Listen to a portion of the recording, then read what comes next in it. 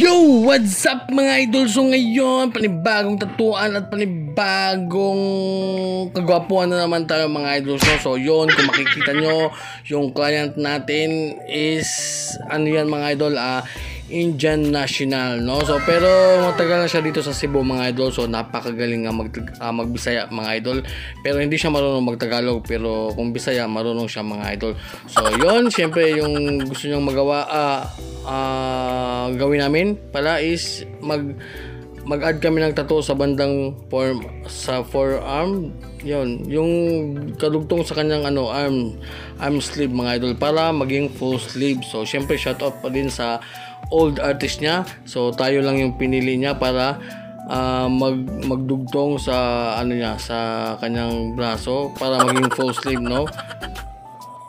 Parang yun na nga, para maging full sleeve. Nalilito tuloy ako mga idol. So yan, basta yung old tattoo niya, hindi sa akin yan. So ako pa yung first niya, ay hindi pala, pangalawang tattoo artist pala mga idol.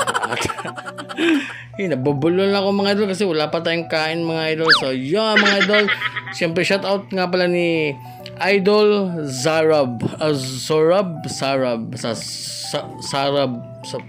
pala yung niya, yung pangalan mga idol.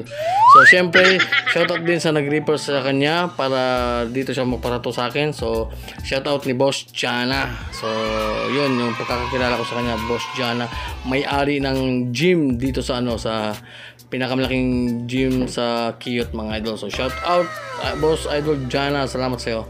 So yun, syempre punta na tayo sa ating tatuan mga idol. So yung needles na ginamit natin dito, yung mga sizes is tatlo lang mga idol, tatlong klase. So yung lining is 5RL, tapos yung shading naman is 9RM at saka 17RM. So yun, tapos yung ating voltage dyan is nasa 6.5 lang mga idol.